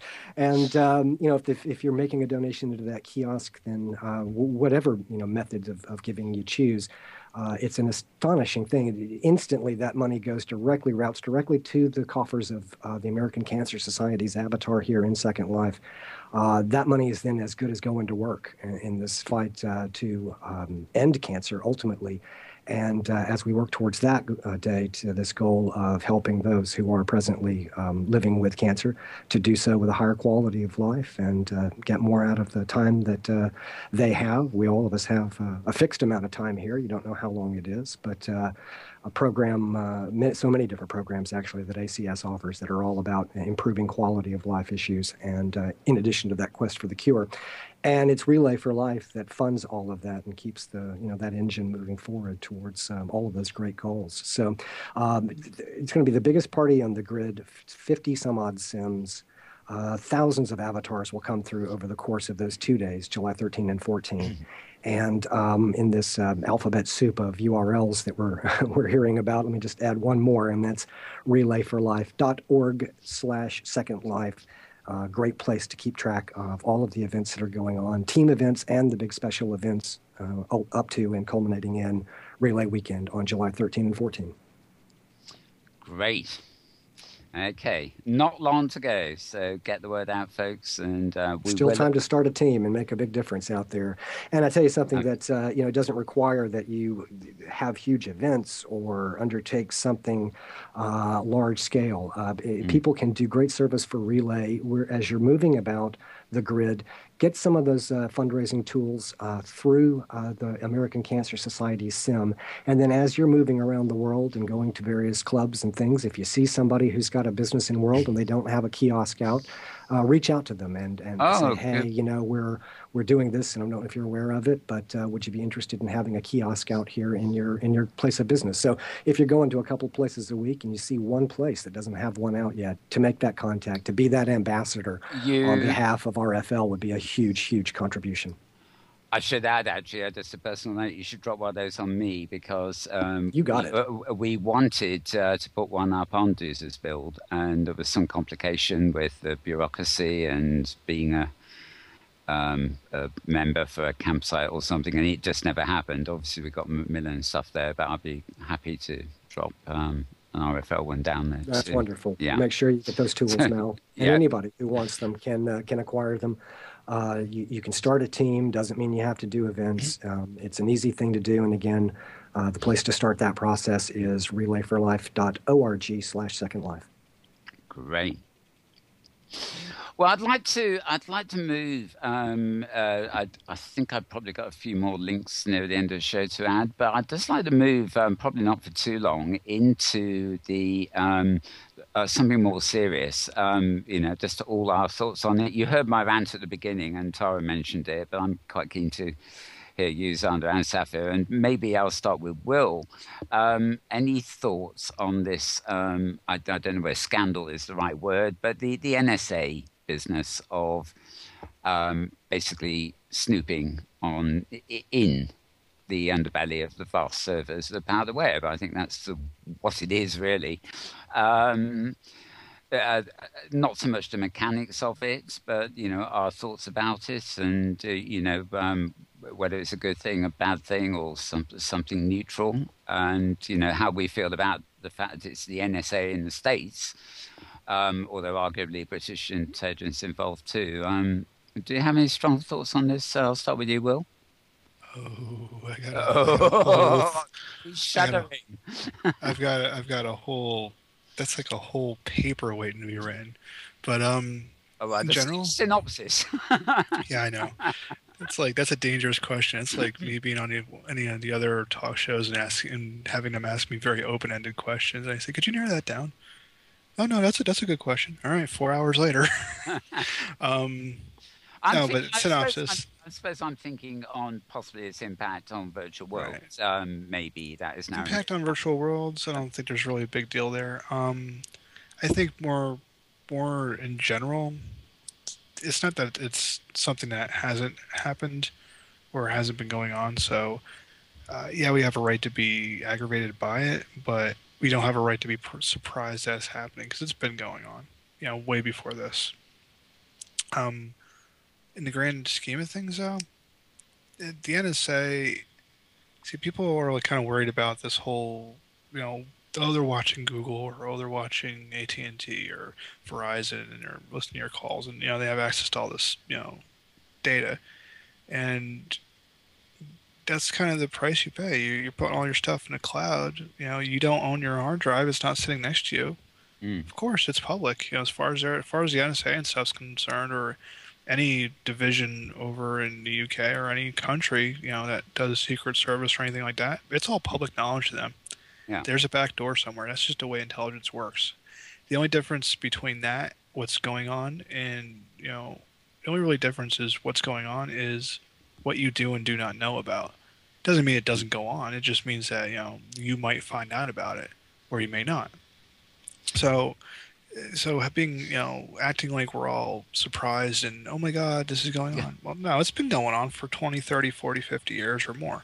It's always that way. It's just what level of stuff you know. And I know this from being in military myself at one point for military intelligence. So that's about what I'm going to say there, is that there's a level going on that few people know about. Don't act surprised when this stuff comes out. You're just finding out little things that you should know about, but don't get your panties in a twist. I think it is the transparency thing, because we all know what they get up to. I mean, I've got a love-hate relationship with the cloud anyway. I mean, services come and go, and so I can't rely on them for my workflow. I'm constantly having to readjust them. Services will be down, and now you've got software like Adobe's where you have to work in the cloud, and what happens if those servers go down? We're screwed. But I've never trusted the cloud because you're relying on other people. On the other hand, I do have a love-hate relationship with it because it is bloody useful. It's like civil liberties for me. I mean, I've always been the big fan of having one plastic card only, that's got everything about me in it and does everything I want it to do. It would be a very convenient thing to have. What I don't want to do is have a card that compromises my civil liberties by having it. It's going to. That's kind of the way it works. But so I have this rule of thumb. And my rule of thumb with the cloud and all that stuff is, yeah, I will use stuff like Google Plus, and yes, I'm fully aware that the NSA. I've been saying that actually for a couple of years. Like when they first came out in beta, everybody's like, "Oh, it's just great in the cloud," and I said, "The NSA has got a relationship with Google," and they went, "No," and I went, "No, really, they do." I said, "There's a lot more going on than you think," and it's coming out recently, and people are like, "Oh my God, I'm shocked." I'm like, what are you shocked for? I think the thing that shocked us over here in the UK is the discovery that this is a worldwide operation, so it's going outside American territory, and the fact that British intelligence have been GCHQ have been complicit with it. So a lot of people in England are saying, well, the Americans can do what they want, they spy on their own people, etc., etc. Well, what the hell is this about them coming over here? And so the a lot of debate, it's collaboration, believe it or not. I mean, it is. You don't want to like say like, oh, we're just coming over there. Honestly, it's just all collaboration, and a lot of it's like Magic Lantern stuff going on. CIA and NSA. They have a new facility going out. I think out in Utah that they just finished or something. Now they got to put it to use. They just blew a lot of money on it. So let them use it. I think it's just a global thing. The power in the world these days tends to be with multinationals and global authorities. But the boundaries between countries are really irrelevant when you get to that level. It's like something for the rest of us to believe that there's some boundary there. There's really not. They don't really give a damn. It's just a big old power play. That's all it really is. There is, but there seems to be an increasing level of national firewalls, for example. If you live in China, you have no doubt that there is a firewall, and you're very clear as to what you can do and can't do. If you live in Britain, they don't tell you the firewall's there, and they don't tell you explicitly what you can do and can't do. So you get this nervousness, about what they're tapping into, and what if I do something that I don't think is wrong, but they then come around and tell me it's wrong? So you get this odd. They just shove. It's just a big ambiguity of incorrectness or political incorrectness or whatever it is. It just makes stuff up. But then again, this is going to sound odd, but that's the same way in the United States. They can just make up whatever they want. I mean, it's a false security to go, oh, well, the law says it's perfectly legal. They can make up whatever they want about you. Yeah, because they can call you an enemy combatant if you used a fork in the wrong way and you're gone. Yeah. It doesn't really matter. They just need an excuse. So I think the best way to go at this point is don't give anybody an excuse. Yeah, exactly. Or if you're worried about the cloud, don't use the cloud. I have a terabyte hard drive sitting here. Why do I need a terabyte on Google?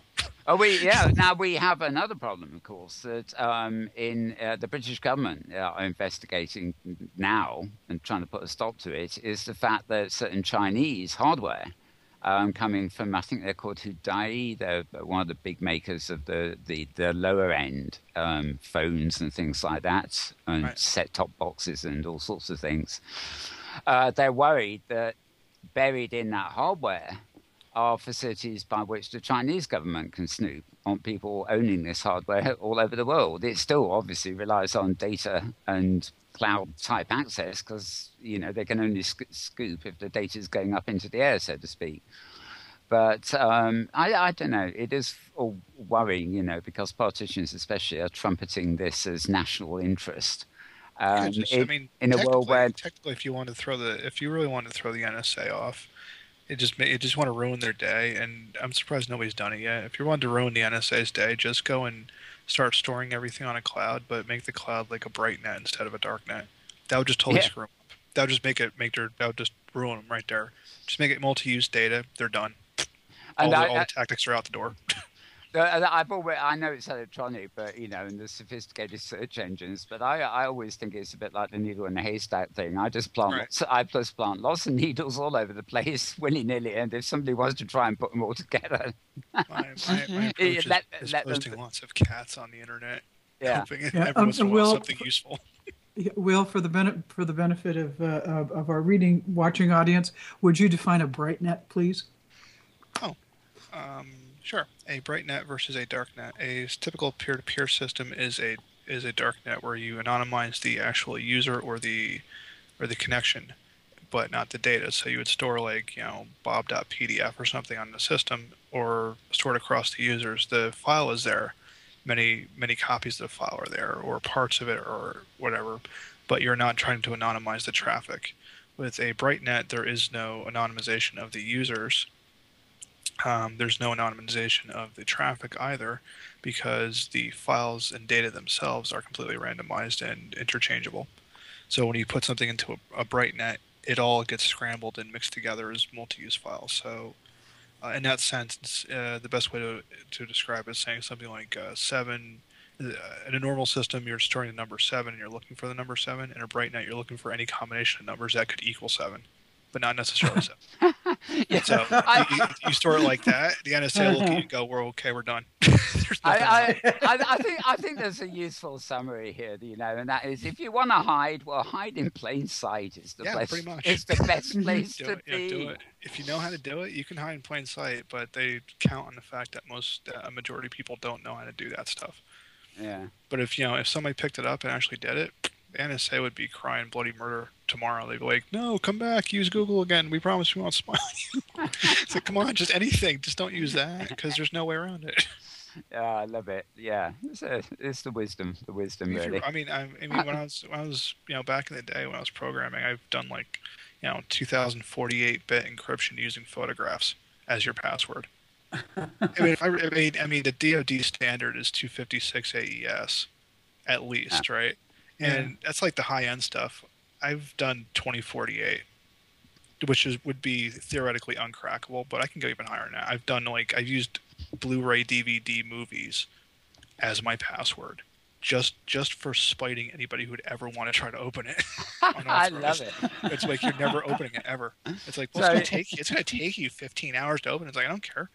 Yeah, it's like it takes 15 hours. 15 hours to open it, to decrypt it, versus what?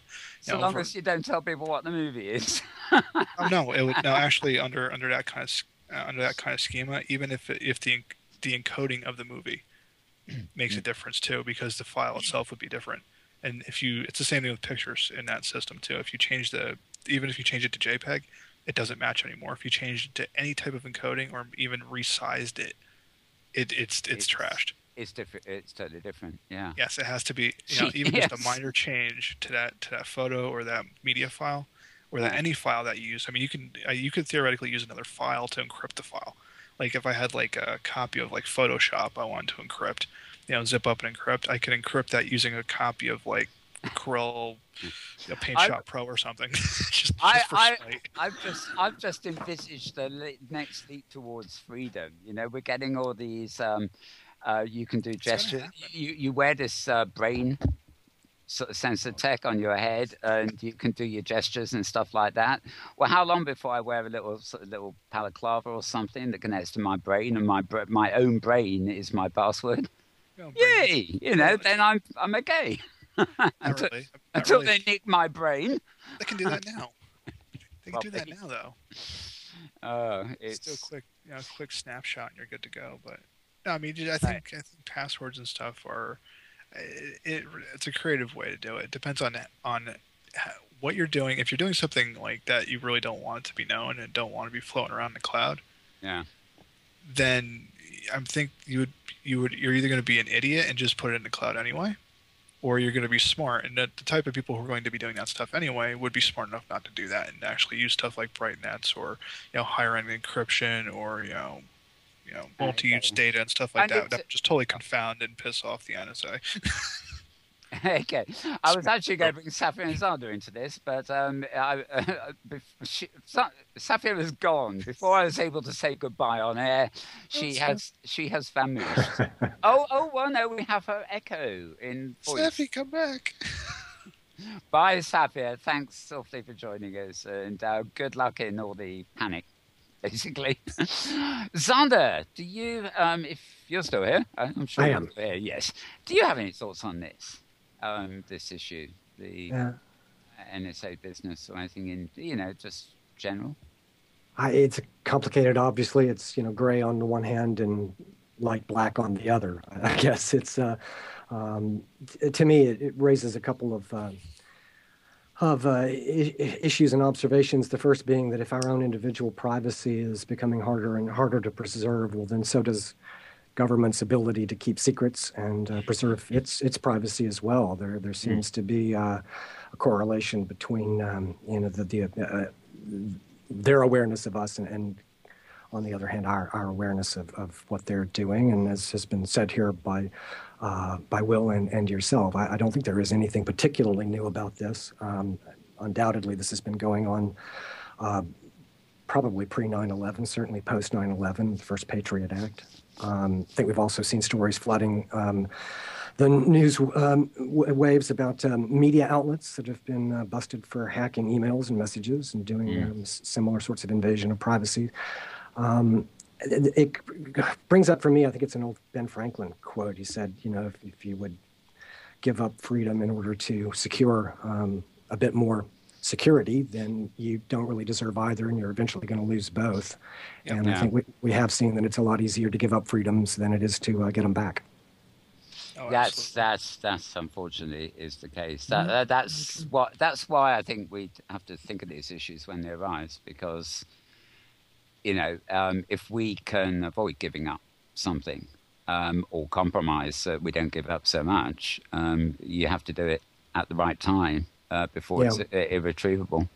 Well, nobody in history ever gave up power voluntarily. No, once they're in for the long haul. That's and right. Do anything. And once a power is awarded to a particular branch of government or an individual, it's absent some kind of code of system of laws that enable the orderly transition of power. Power has to be pried from people's cold dead hands, usually. Mm-hmm. I think you're very right in the way that these things tend to catch up. The most obvious thing to me is this kind of some security software, and not even security. You get software that just patently tells you you're quite safe with this. We use U.S. government, 28-bit strength encryption, or U.S. military blah blah blah encryption. Yes, and I'm sure it was their encryption, 10 years ago.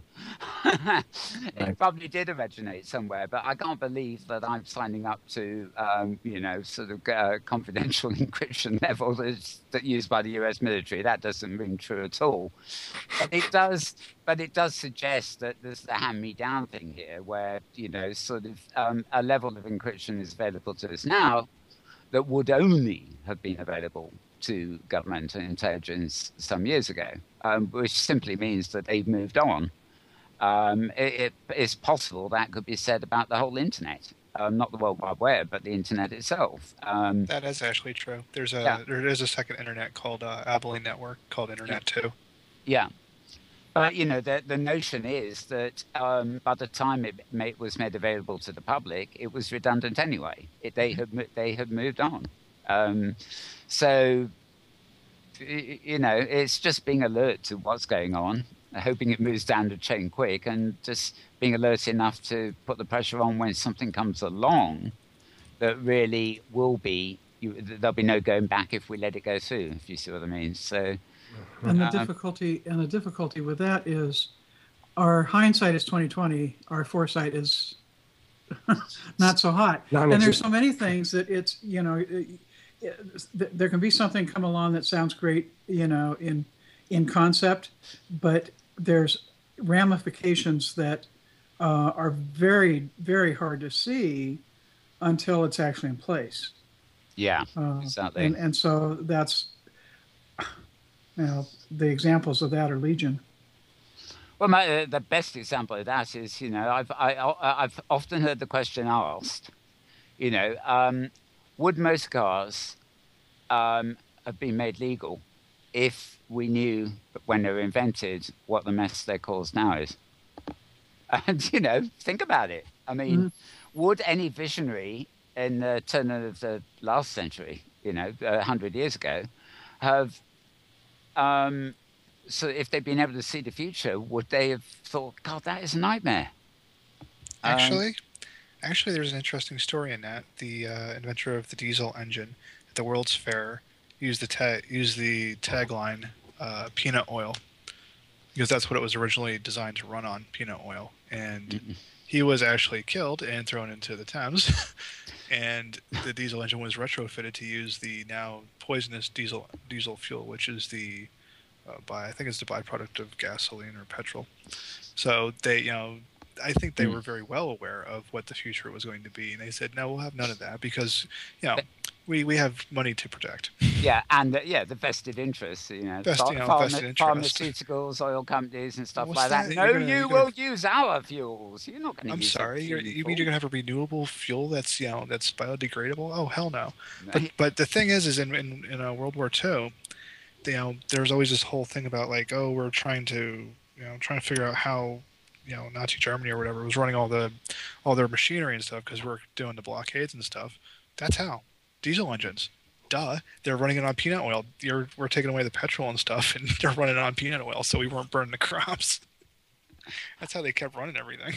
God, sometimes the world is a farce, isn't it? The funniest part about that is I heard when I was in high school, I heard, and this is no lie, in my history class, I heard the kind of phrase that was something like Nazi Germany or Germany at the time had some sort of synthetic petrol that to this day we don't know don't know what the actual recipe was, but it would be so beneficial to humanity if we could figure out the artificial petrol that Germany was using during the time because we had blockaded them and they still had fuel and we don't know how. And I raised my hand and went, "They're using diesel engines, right?" And he went, "Well, yeah." And I went, "Peanut oil, dumbass." What ethanol. Yeah, I don't know. It's horrifying, really. I mean, that's what it was meant for. A guy who is not a friend of mine, he's an acquaintance from some years ago, he invented, he was with Friends of the Earth, I think it was, rather than Greenpeace, and he invented petroleum-free cars back in, I guess it was the 70s here, and they were ready for manufacture. They worked. There was no problem with them at all, but the technology was suppressed. Friends of the Earth in collusion with the government suppressed it. Which not publicly, although it's known now, and Friends of the Earth aren't the favourites anymore. Like but he is a completely broken man now. I mean, it took a concerted effort by the powers that be to literally, he's alive, but sometimes I think in Australia that managed to do it on water. It was just fracking. It was fracking water to make it use milliamps to separate the hydrogen and the oxygen. Instead of the more that it needed, he found a way to oscillate it so it would crack itself, a lot easier. And he said this is a lot easier. You can run it on a solar panel, one little solar panel, and gallon of water, and it's possible. I mean that's kind of the thing. We have we live in an age where we have the internet, and we have this collaborative community crowdsourcing of knowledge. And I think if we stopped, I think if the entire world right now were to take like 5 minutes and stop posting cats and stop watching YouTube and just actually collaborate just for 5 minutes. Do you know how much we would change in 5 minutes if we all just stopped and focused on something? Like, and we could change one thing. Honestly, think about this. If we wanted to get off petrol, if we wanted to figure out how the guy was fracking water, right? It would take maybe a quarter of the population of Earth 5 minutes. Done. Yeah. It would take us that long. We'd have the plans. We'd have it all ready to go. We'd have a Kickstarter done and funded, and we'd be building the thing by tomorrow. It would be ready to go. I mean, that's how much power we actually have as a planet right now. And the interesting thing is we don't use it to the fullest potential that we've got. Well, returning to the core of the program here, I mean, virtual worlds, is this not an example? You can slow down, you can come Inworld here, and you can collaborate. And, this is not the web. You don't have to be manically pasting your pussycats to Facebook, although it is fun, I've got to admit, sometimes. We have furries for that. Yeah, exactly. Get together, collaborate, use the communications power of the everything from the web to virtual worlds and make a difference, we can. Okay, I'm gonna start wrapping here because Pet Love will be falling on her feet, amongst other things. Our wonderful Pet Love Pet Shop on camera. The hardest job in this show is Pet Love, and she's wonderful at it. In closing, however, couple of bits of housekeeping, really. We were meant to, you may have wondered about the empty seat today, not the Saffia one, which is half in, half out, but the other one. We were actually meant to be having a lady called Melissa on. I don't know why she didn't turn up.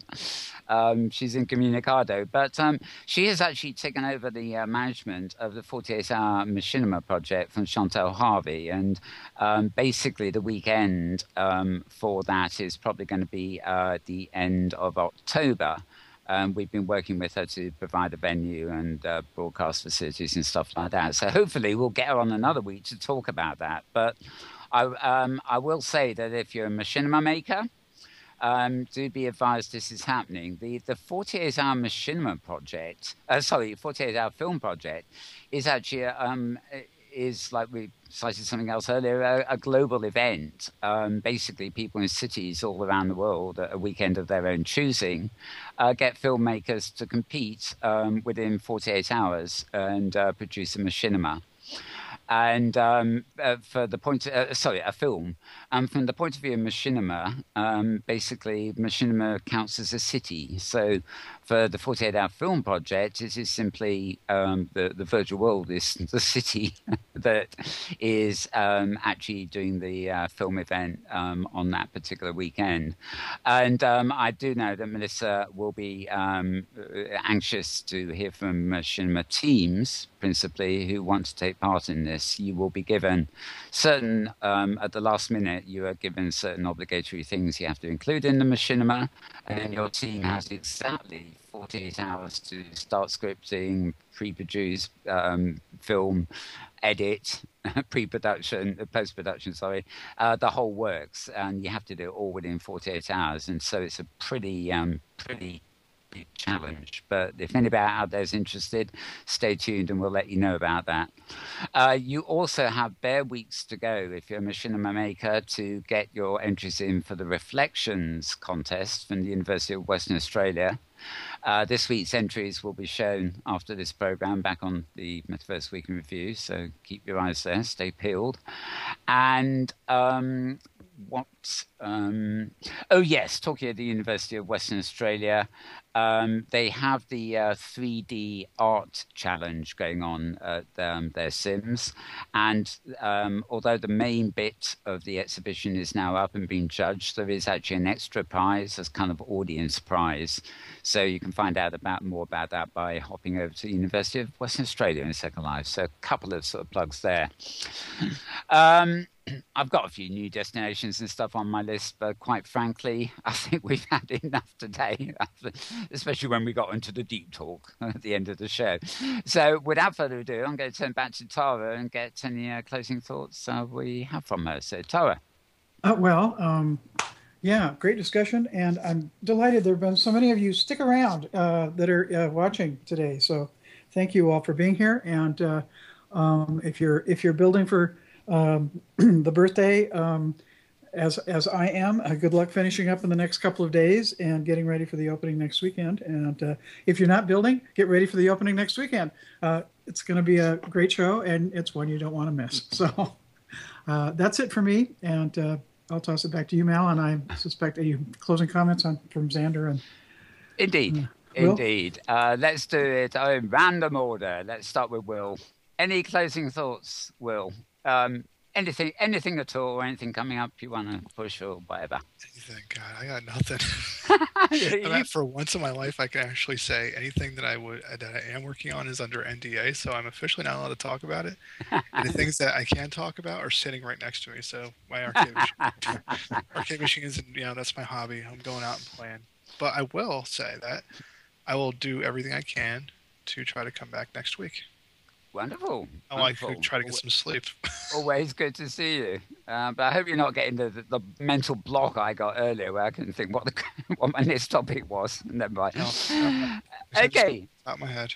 Okay, well, it's great to have had you here, and thanks for being here. We'll see you very soon. And Zander, any closing thoughts from you? Just remind people that to find out what's going on with the Second Life 10th birthday, check out the blog there. It's slcommunitycelebration.com. And anybody wanting to get involved in the biggest party in Second Life, the Relay for Life of Second Life, want to send them over to relayforlife.org/Second Life. Wonderful.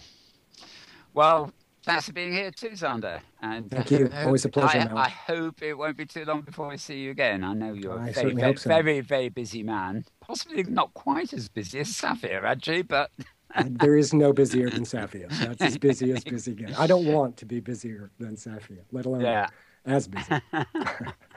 Thanks, Mel. It's always good fun to be here with you guys. Okay, wonderful. Right, well, with that, I think we're going to close the Inworld part of the show. If you're watching us live, do stay tuned because, of course, we are part of the Metaverse Week in Review, and we will be continuing for a couple of hours with a load of the latest sort of machinima, sort of UWA contest entries, plenty of sort of music and arts machinima, basically, and the odd odyssey too. So our usual eclectic mix of the best of the week. So stay with us for that. And on behalf of everybody here, thanks for watching, and do join us again hopefully next week. So it's bye for now, as they say, because I can't think of anything better to go out with.